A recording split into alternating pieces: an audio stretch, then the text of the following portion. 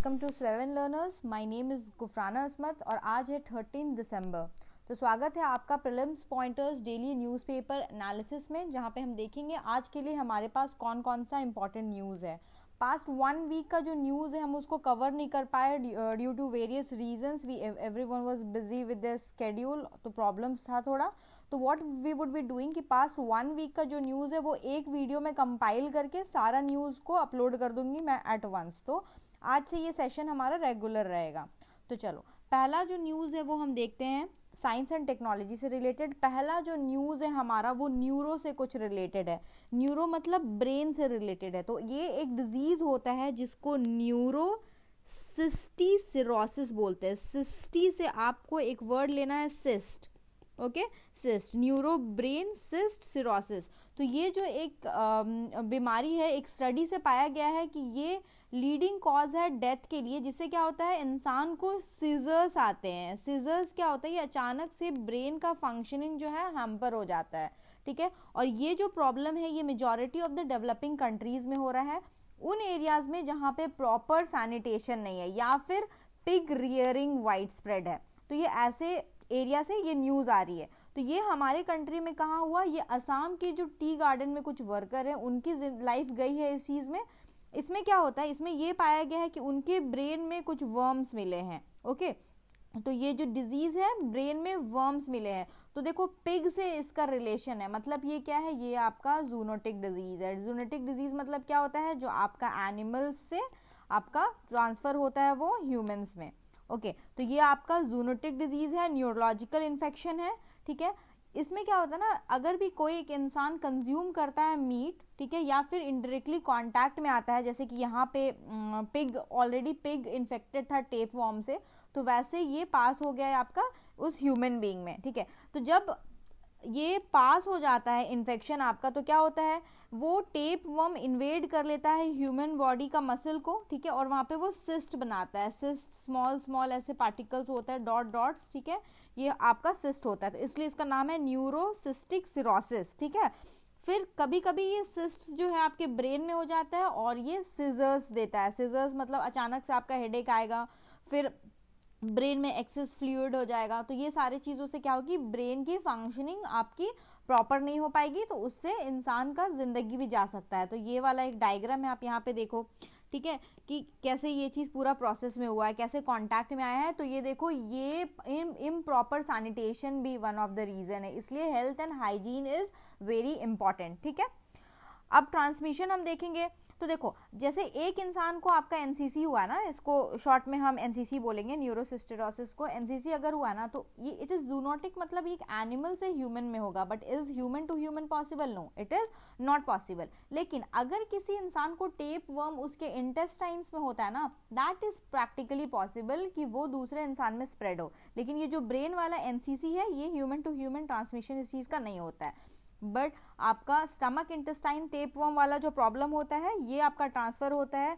अगर आपका hand shaking हो रहा है तो वो इन्फेक्शन आपका इस प्रोसेस में आपका ट्रांसफ़र हो सकता है। तो ये चीज़ आप ध्यान रखोगे, ठीक है। इसको कैसे हम डायग्नोज करते हैं और कैसे पता चलेगा, तो सिटी स्कैन करके पता चल सकता है ये। और सिटी स्कैन तो बहुत बार आपने सुना होगा कि घर पे किसी का सिटी स्कैन हो रहा है, तो सिटी स्कैन का फुल फॉर्म कंप्यूटेड टोमोग्राफी होता है। देखो, सिटी स्कैन सबको पता होता है, ये फुल फॉर्म नहीं पता होता। कंप्यूटेड टोमोग्राफी, ये चीज़ आप ध्यान में रखना एक चीज़, ठीक है। तो ये वाला जो सिटी स्कैन होता है, ये डायग्नोसिस आपका जो एंटीबॉडीज़ आपके बॉडी में है उस हिसाब से भी हो सकता है। इसके लिए एक एलिसा टेस्ट होता है, आपने कोविड के टाइम में भी एलिसा टेस्ट सुना होगा ना, तो ये एलिसा टेस्ट से भी आपका इसके बारे में पता चलता है। और इसका ट्रीटमेंट अगर बोलेंगे तो लॉन्ग टर्म मेडिकेशन होता है, जैसे कुछ मेडिसिन, अगर आप एल्बेंडाजोल बोल दो, ये मेडिसिन इससे होता है। तो medicine and all not important, ये आप बस डिफरेंस पता कर लेना न्यूरोसिस्टेरोसिस और आपका normal tape warm infection intestine, इसमें क्या डिफरेंस होता है, ओके। नेक्स्ट जो न्यूज़ है हमारा वो नासा का IXP मिशन के बारे में है कि ये मिशन आपका क्या करेगा, ठीक है। और ये मिशन क्या सिर्फ नासा कर रहा है या फिर नासा किसी के साथ कोलैबोरेशन में कर रहा है, इस मिशन की एम क्या है, ड्यूरेशन क्या है। तो IXP मिशन जो है ना नासा का, ये आपका स्टडी करने वाला है जो मिस्टीरियस ऑब्जेक्ट्स है। मतलब मिस्टीरियस ऑब्जेक्ट्स मतलब मिस्ट्री मतलब क्या होता है, मिस्ट्री मतलब अनडिटेक्टेड चीज होता है ना, इसी को तो हम मूवीज में मिस्ट्री बोलते हैं कि we don't know what the future holds, तो ये हमें पता नहीं, इसी को मिस्ट्री बोलते हैं। तो जो मिस्टीरियस ऑब्जेक्ट उसमें क्या हो सकता है, मैसिव ब्लैक होल्स जो हमें नहीं पता है, या फिर कुछ energy objects, in short what we are not aware of. ठीक है, ये आपका जॉइंट वेंचर है नासा और इटालियन स्पेस एजेंसी ISA का, ये साथ में कोलैबोरेट कर रहे हैं, 2 साल का ये प्रोजेक्ट है।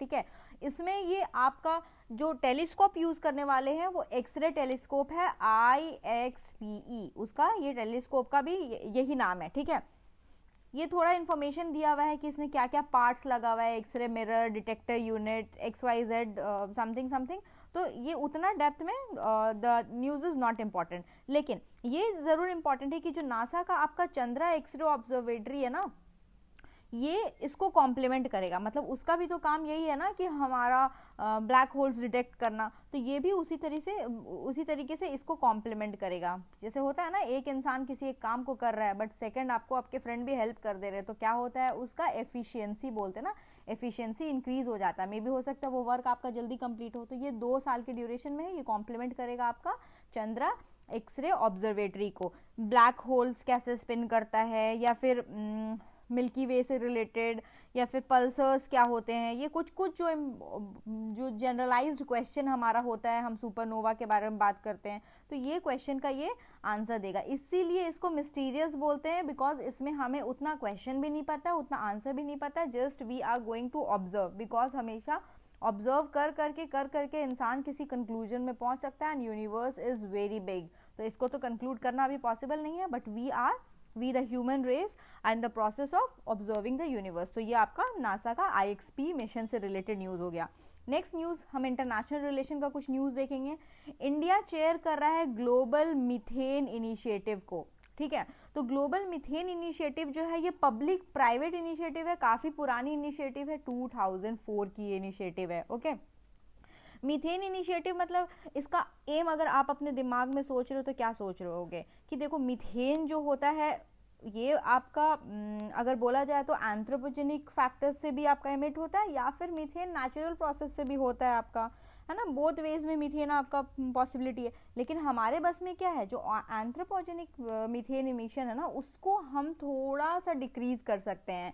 अगर डेवलप्ड और डेवलपिंग कंट्रीज जो है जिनकी इकोनॉमीज ट्रांजिशन में है, आपका developing and developed developing countries का तो ट्रांजिशन में ना, तो ये कोलैबोरेशन करके हम इसको कुछ नीचे कर सकते हैं। ये वॉलेंट्री जो आपका इनफॉर्मल पार्टनरशिप एग्रीमेंट है, 45 कंट्रीज इसमें आती है, तो न्यूज़ यही था कि इंडिया इसको होस्ट कर रहा है, बस इतना आपके लिए डन। ओके, नेक्स्ट आपका न्यूज़ है G7 से रिलेटेड है।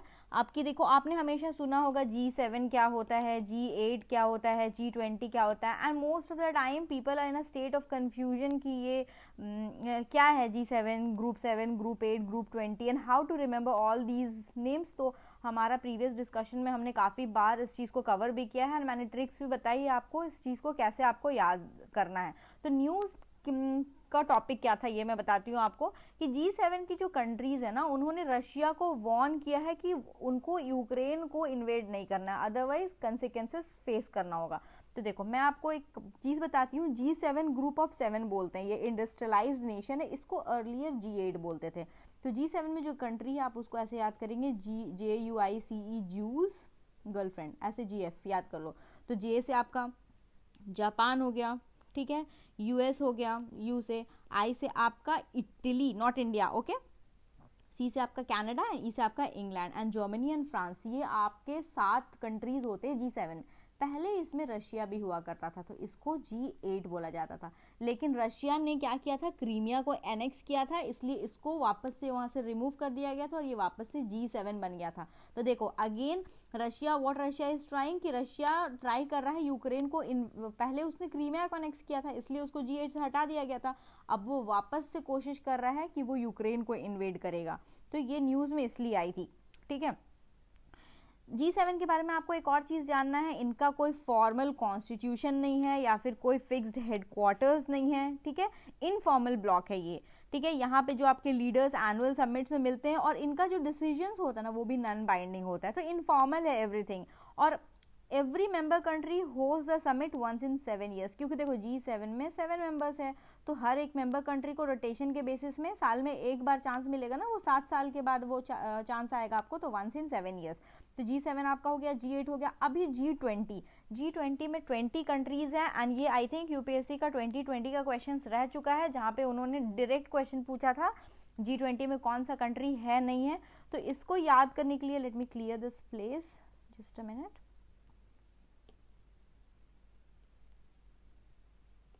ओके, तो G20 को याद करने के लिए आप ये ट्रिक याद कर लो, गुरु जी, सीता, अब, एसएससी, एफसीआई में, है ना, और ये जॉब करती है, ये जॉब करती है, जो मैंने स्मॉल लेटर्स में लिखा है ये आपको कंसिडर नहीं करना है, जॉब करती है, तो हम बस कैपिटल लेटर वाला गुरु जी, सीता, अब, एसएससी, एफसीआई होता है ना, food corporation of India, ME में, यहाँ तक आपको देखना है। तो ये आपका जर्मनी, यूएसए, रशिया, है ना, यूनाइटेड किंगडम, जापान, यहाँ पे देखो इंडिया आ गया आपका, फिर सऊदी अरब, फिर इंडोनेशिया आपका आ गया, Turkey, Australia, Argentina, Brazil, south Africa, south Korea and Canada, फिर आपका फ्रांस, है ना, फिर चाइना भी आ गया आपका, इटली आ गया, and Mexico and European union. तो ये आपको याद करना है, ठीक है। टोटल 20 कंट्रीज है, इस ट्रिक से आपको याद कर लेना है। देखो कंफ्यूजन ना आई में हो सकता है, क्योंकि 3 बार आई है, तो एक बार आई इंडिया है, एक बार आई इटली है, एक बार आई इंडोनेशिया है ना। उसके बाद फिर आपको सी में हो सकता है, तो एक बार कनाडा है, एक बार चाइना है। तो इस तरीके से थोड़ा सा ध्यान दे करके आप चीज़ों को ध्यान देंगे, ठीक है। क्या टर्की है क्या हमारे आपके ये जो लिस्ट है इसमें टर्की आता है क्या? हाँ देखो सीता में टी है ना, तो टर्की भी आता है। तो इस तरीके से एल से क्या आप मेमोराइज कर लो, और वैसे ये न्यूज़ हमेशा रिपीट होते रहता है, तो ये सारी चीज़ें आपको ईजिली याद होती जाएगी, ठीक है। पॉलिटी से रिलेटेड एक न्यूज़ है, ये डीलिमिटेशन कमीशन से रिलेटेड है। Jammu and Kashmir delimitation commission ready with report on resizing of constituencies, ठीक है। तो देखो थोड़ा सा हम एक टाइमलाइन देखते हैं, ये मैप है जम्मू एंड कश्मीर का, ये हमारा लद्दाख का रीजन है, ये जम्मू एंड कश्मीर का रीजन है। तो हम थोड़ा सा टाइमलाइन देखते हैं कि कैसे क्या प्रोसेस फॉलो हुआ है। पहला जो डीलिमिटेशन एक्सरसाइज था ना जम्मू एंड कश्मीर से रिलेटेड हम बात करें, कार्विंग आउट 25 असेंबली कॉन्स्टिट्यूएंसीज, ठीक है। उस जब Jammu and Kashmir as a whole था उस वक्त वो 1951 में हुआ था। फिर फुल फ्लेज्ड डीलिमिटेशन कमीशन 1981 में फॉर्म हुआ, उसने रिकमेंडेशन दिया 1995 में, ठीक है। उसके बाद से since then there has been no delimitation. फिर क्या हुआ 2020 में डीलिमिटेशन कमीशन को वापस से कॉन्स्टिट्यूट किया गया, ताकि वो 2011 के सेंसस के बेसिस पे ये इस चीज़ को कैरी आउट करे, ठीक है। और उसमें उन्होंने क्या किया 7 और सीट्स ऐड किया, क्योंकि अब हमारा जम्मू एंड कश्मीर एक यूटी है, ठीक है। And grant reservation to SC and ST communities. तो ये हमारा पूरा टाइमलाइन में हो रहा है आपका अभी। Now the total number of seats in Jammu and Kashmir will be raised to 90 from the previous 83। This is a part of 24 seats which have been reserved. कौन सा एरिया? POK वाले एरिया के आसपास, that have been kept vacant in the assembly. तो देखो ये बहुत ज़्यादा स्टेट स्पेसिफिक न्यूज़ हो गया ना, तो इतने नंबर्स एंड ऑल आपको ध्यान नहीं देना है। जस्ट अब हम इस न्यूज़ से देख करके ना हम थोड़ा सा डीलिमिटेशन कमीशन के बारे में देखेंगे, ठीक है। बट थोड़ा सा अगर टाइमलाइन में आप ध्यान दोगे तो इसका जो बेस ईयर हम लेते हैं ना 2011 सेंसस होता है, तो अब बस आप ये चीज़ ध्यान दोगे। And otherwise if you are preparing for state PCS of this particular आपका यूटी, तो आप थोड़ा ध्यान दे सकते हो इस चीज़ में। तो ऐसे ना हमें डिफ्रेंशिएट करते जाना है what we have to study and what we don't have to, because it's important to know कि हमें क्या नहीं पढ़ना है देन टू नो क्या पढ़ना है, ओके। देखो अब जो डीलिमिटेशन है ये आपका कौन कॉन्स्टिट्यूट करता है, डीलिमिटेशन क्या होता है, ठीक है, ये थोड़ा मैं आपको बताती हूँ। डीलिमिटेशन मतलब होता है आप ना एक लिमिट होता है, आप एक लिमिट फिक्स कर रहे हो कि ये लिमिट है। तो ये लिमिट क्या है? ये टेरिटोरियल कॉन्स्टिट्यूएंसी की लिमिट है उस स्टेट में जिस स्टेट में एक लेजिस्लेटिव बॉडी है। तो ये आपका डीलिमिटेशन होता है। डीलिमिटेशन एक बहुत हाईली पावरफुल कमीशन करती है, जिस कमीशन को डीलिमिटेशन कमीशन या फिर बाउंड्री कमीशन बोलते हैं, ठीक है। ये बॉडी इतनी पावरफुल है कि इसकी जो ऑर्डर्स होती है ना, that have the force of law and they can not be challenge before any court. क्योंकि देखो अगर ये इनकी ऑर्डर्स उतना ज़्यादा फोर्स नहीं रहेगा ना, देन क्या होगा कि सारे पॉलिटिशियंस इसको पॉलिटिसाइज कर देंगे इलेक्शंस के लिए, एंड देन हर कोई बोलेगा कि नहीं इस पे केस फाइल कर रहे हैं, हम इससे सहमत नहीं है। तो इसीलिए क्या होता है, ये जो डीलिमिटेशन कमीशन है, ये इसका जो सजेशंस है वो चैलेंज नहीं हो सकता किसी भी कोर्ट में, ठीक है। डीलिमिटेशन एक्ट 2002 के द्वारा कमीशन में 3 लोग होते हैं, सर्विंग और रिटायर्ड जज of supreme court, chief election commissioner और election commissioner nominated by CC, और state election commissioner as ex official member. अब कॉन्स्टिट्यूशन में क्या प्रोविजन है, देखो जो आपका डीलिमिटेशन कमीशन आर्टिकल 82 के अंदर आता है और 170 के अंदर आता है। 82 वाले में ना पार्लियामेंट इनैक्ट करता है डीलिमिटेशन कमीशन को आफ्टर एवरी सेंसस, ठीक है। ये आपका लक्ष्मीकांत का स्टैटिक पार्ट हो गया।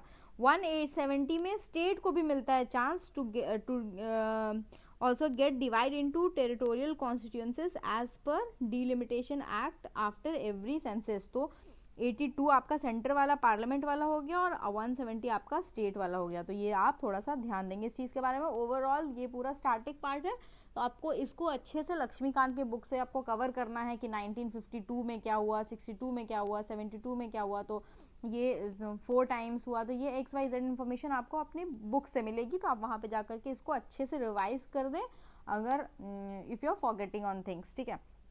अब नेक्स्ट जो न्यूज़ है हमारा वो गवर्नर का रोल से रिलेटेड है यूनिवर्सिटीज़ में, ठीक है। क्योंकि जो गवर्नर होते हैं वो वाइस चांसलर को आपका अपॉइंट करते हैं ना यूनिवर्सिटी में। तो ये केरला की न्यूज़ है। यहाँ पे एक कंट्रोवर्सी हुआ है, जहाँ पे क्या हुआ है कि गोपीनाथ रविंद्रन जो थे वो वहाँ पे ऑलरेडी वीसी थे, कन्नूर यूनिवर्सिटी के वीसी रह चुके हैं वो, उनका ना रीअपॉइंटमेंट हुआ है। तो रीअपॉइंटमेंट हुआ है तो वहाँ के जो केरला के आपके गवर्नर है आरिफ मोहम्मद खान, ठीक है, उन्होंने बोला है कि ये जो डिसीजन लिया गया है ना उनके रीअपॉइंटमेंट का, और ये मतलब ये उनका पर्सनल ओपिनियन नहीं था, ठीक है। ये उन्होंने ये ब्लेम लगाया है कि ये आपका उन्होंने जो इनका रीअपॉइंटमेंट का वापस से जो पास किया है that was under political pressure and XYZ reason दिया है। इसके अगेंस्ट में जो गोपीनाथ रविंद्रन है उन्होंने बोला था कि आई हैव बीन रीअपॉइंटेड, तो मुझे रीअपॉइंटमेंट करने के लिए गवर्नर के पास से इंफॉर्मेशन आया होगा, तो इसमें मेरा कोई रोल नहीं है, ठीक है। एंड गवर्नर का ये कहना है आरिफ मोहम्मद का कि ये उनके डिसीजन से नहीं हुआ है, बट उन्होंने पेपर को पास किया है, सिग्नेचर दिया है, तभी अपॉइंट हुए हैं, बट ही वाज नॉट। अब देखो इससे इतनी कंट्रोवर्सी क्या हो रही है ना, ऐसा बहुत बार होता है कि वीसी रीअपॉइंट होते हैं यूनिवर्सिटीज़ में, बट ये केरला में कभी भी नहीं हुआ है। केरला में this has happened for the first time कि जो आपका वीसी है वो रीअपॉइंट हुआ है। तो ये न्यूज़ था इन शॉर्ट। तो कंट्रोवर्सी पे हमें नहीं जाना है, हम गवर्नर का रोल को देखेंगे स्टेट यूनिवर्सिटी में, ठीक है। गवर्नर ऑफ द स्टेट क्या होते हैं, ex officio chancellor of the university in that state होते हैं, ठीक है। गवर्नर का power and function as a chancellor क्या है कि the role in appointing VCs has often triggered. इससे क्या हुआ, देखो बहुत बार पॉलिटिकल डिस्प्यूट्स भी आता है, क्योंकि कभी क्या होता है गवर्नर अपने मन से काम कर लेता है, आपका जो स्टेट असेंबली है उससे रिकमेंडेशन नहीं लेता है, या फिर देखो अभी ये वाला केस हो गया। तो इन शॉर्ट आपका गवर्नमेंट का रोल हुआ है तो भी कंट्रोवर्सीज हुआ है, नहीं हुआ है तो भी हुआ है, ठीक है। तो ये सारी चीज़ें होते रहती हैं। तो आपको ये थोड़ा सा गवर्नर का रोल यूनिवर्सिटीज़ में पता होगा, तो आप किसी आंसर में इस चीज़ को भी कोट कर सकते हो कि क्या प्रॉब्लम हो रहा है फंक्शनिंग ऑफ द गवर्नमेंट में, कैसे इंटरफेरेंस हो रहा है चीज़ों में, ठीक है। तो ये छोटा सा न्यूज़। अब आपका नेक्स्ट सेक्शन हमारा इन्वायरमेंट एंड इकोलॉजी का एक न्यूज़ है, ये फिन्स वीवर बर्ड से रिलेटेड है। इसका न्यूज़ बस इतना है, देखो ये जो फिन्स वीवर बर्ड है ना, ये पहले वल्नरेबल में आती थी। IUCN जो international union for conservation of nature red list निकालती है, उसमें ये बर्ड फिन्स वीवर, नाम याद रख, फिन्स वीवर, ये बर्ड आपकी वल्नरेबल थी। अब ये बर्ड जो है ना इंडेंजर्ड कैटेगरी में मूव कर गई है। तो देखो बहुत एपिक ट्रांजिशन हुआ है इस बर्ड का, तो आपका इंडेंजर्ड कैटेगरी में आ गई है, तो इसका एक्सटिंक्शन से थोड़ा नियर हो गया है, तो इसलिए ये बर्ड का नाम आपको याद रखना है। ये कहाँ मिलती है, ये बर्ड तेराई रीजन में मिलती है, तेराई ग्रासलैंड। तो तेराई ग्रासलैंड अगर आपको ज्योग्राफी पता है तो क्या कौन सा लोकेशन होता है, उत्तराखंड वाला एरिया, थोड़ा सा यूपी वाला एरिया ले लोगे, ठीक है।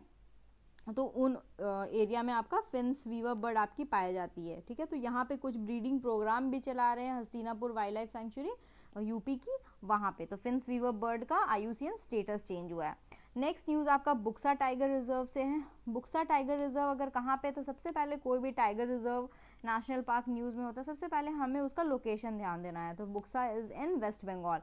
न्यूज़ ये थी कि यहाँ पे जो टाइगर की डेंसिटी है वो थोड़ी इंक्रीज हुई है, तो काफ़ी अच्छा प्रयास किया गया है यहाँ पे, तो टाइगर की डेंसिटी यहाँ पे इंक्रीज होते हुए नज़र आ रही है। ठीक है, अब देखो, favorable habitat at the tiger reserve would invite more tigers which had migrated to the neighboring Bhutan। यहाँ से टाइगर्स माइग्रेट कर गए भूटान, क्योंकि अगर इंडिया का मैप देखोगे तो भूटान तो हमारा नेबरिंग कंट्री है, क्लोज कनेक्टिविटी वेस्ट बंगाल, तो अभी टाइगर क्या है, वो इंसान है ना, उसको तो वीज़ा नहीं चाहिए ना, वो तो the tiger can move. In fact Bhutan जाने के लिए तो we also don't need visa, तो ऐसा हुआ है यहाँ पे। ठीक है, बुक्सा टाइगर रिजर्व का लोकेशन आपको पता हो गया, वेस्ट बंगाल में। ठीक है, यहाँ पे आपका नेशनल हाईवे नंबर 31 चलता है, और ये थोड़ा इंटरनेशनल कनेक्टिविटी हो गया है Phibsoo wild life sanctuary of Bhutan, ये कंटीजियस जोन है BTR के साथ, मतलब बुक्सा टाइगर रिजर्व के साथ। तो ये आपका न्यूज़ था। प्लेसेस इन न्यूज़ में एक न्यूज़ आपका न्यू सेलेडोनिया से रिलेटेड है। न्यू सेलेडोनिया आइलैंड जो है ना, ये फ्रांस की एक टेरिटरी है, तो यहाँ पे कुछ ग्रुप चाहते हैं कि वो फ्रांस के पार्टी रहें, और कुछ प्रो इंडिपेंडेंस फोर्सेस हैं जो चाहते हैं इनसे इंडिपेंडेंट लेना। ठीक है, तो अभी ये न्यूज़ में इसलिए था क्योंकि रेफरेंडम हुआ। ठीक है, रेफरेंडम हुआ क्योंकि डिसाइड करेंगे ना, लोग ही डिसाइड करेंगे। देखो ये लोकेशन आपका न्यू सेलेडोनिया का, ये आपको ऑस्ट्रेलिया के पास में मिलेगा। आई थिंक नॉट माइक्रो, ये मेलेनेशिया का पार्ट होगा। ठीक है, वो 3 डिवीजन होता है ना आपका, Polynesia, Micronesia, Melanesia, map division में, तो ये आपका हाँ या no not I think sure, Melanesia का ये पार्ट है न्यू सेलेडोनिया। तो यहाँ पे कुछ लोग इस फेवर में हैं कि रेफरेंडम में कि हम पार्ट रहना चाहते हैं फ्रांस का, और कुछ प्रो इंडिपेंडेंस फोर्सेस बोल रहे हैं कि नहीं, वी वांट इंडिपेंडेंस। तो ये सारी चीज़ें यहाँ पे चल रही है, तो इसका लोकेशन आपके लिए बहुत इंपॉर्टेंट हो जाता है, और ये किसकी टेरिटरी है, फ्रांस की टेरिटरी है फॉर नाउ। तो ये न्यूज़ था हमारा। तो अब हम देखते हैं कितनी चीज़ें आपको याद है। पहला, New Caledonia is a United Kingdom territory comprising dozens of island in South Pacific Ocean. ठीक है, बुक्सा टाइगर रिजर्व ये आपका इंटरनेशनल कॉरिडोर है एलिफेंट माइग्रेशन के लिए between India and Bhutan. Finn's weaver bird का आपका ये 16 ग्रासलैंड में पाया जाता है, कर्नाटका एंड केरला में। आर्टिकल 82 यूज होता है डिलिमिटेशन के लिए। G7 का कोई फॉर्मल कॉन्स्टिट्यूशन या फिर फिक्स्ड हेडक्वार्टर्स नहीं है, और NCC जो न्यूरोसिस्टेरोसिस एक जूनोटिक डिजीज है। तो वीडियो को पॉज करें एंड ट्राई टू चेक कितना अटेम्प्ट हो रहा है। तो let me share the answers with you. New Caledonia मैंने आपको बोला फ्रांस की ये टेरिटरी है, और यहाँ पे आपका जो प्रॉब्लम चल रहा है I have discuss that. Buxa tiger reserve आपका इंटरनेशनल कॉरिडोर है आपका, Asian elephant migration India and Bhutan, बिल्कुल करेक्ट। फिंस वीवर बर्ड का IUCN मैंने आपको बोला चेंज हुआ है, वल्नरेबल टू इंडेंजर कहाँ पाया जाता है, is it found in Karnataka and Kerala, no, ये तेराई ग्रासलैंड्स आपका यूके में उत्तराखंड वाला एरिया हो गया।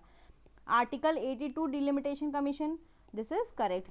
G7 का कोई फॉर्मल कॉन्स्टिट्यूशन नहीं है, हेडक्वार्टर्स नहीं है, दिस इज ऑल्सो करेक्ट। और NCC आपकी जूनोटिक डिजीज है, this is also correct. Okay, so thank you दोस्तों, I hope you enjoyed the session. Please like share and subscribe the channel, and session के PDF के लिए आप हमारे Telegram channel को फॉलो करें जिसका नाम है 7 learners, link will be provided in the description box. Thank you, have a good day, bye bye.